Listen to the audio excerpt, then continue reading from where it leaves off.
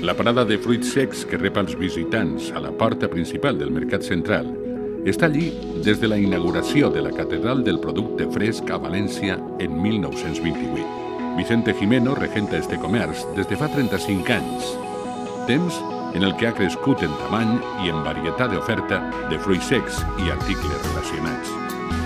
Gimeno Sistero és un vell conegut del mercat, sobretot des de que va ser president de l'Associació de Venedors des de 1998 fins 2011.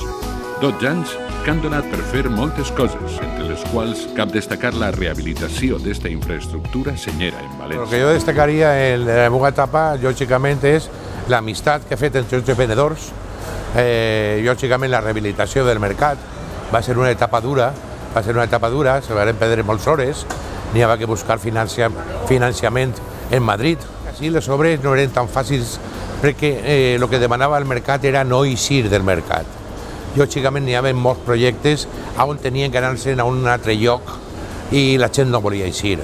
Fins que van trobar 3 o 4 projectes d'arquitectes que se feia sense eixir.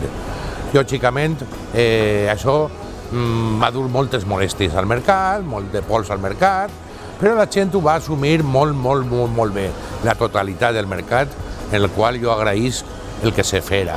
L'Associació de Venedors del Mercat ha volgut oferir un reconeixement a qui ha dedicat bona part de la seva vida al mercat. El guardó que se li entrega a Vicente Gimeno expressa l'agraïment per haver fet tot el que ha pogut per a millorar la situació dels seus companys i per aconseguir un mercat cada dia més atractiu i competitiu.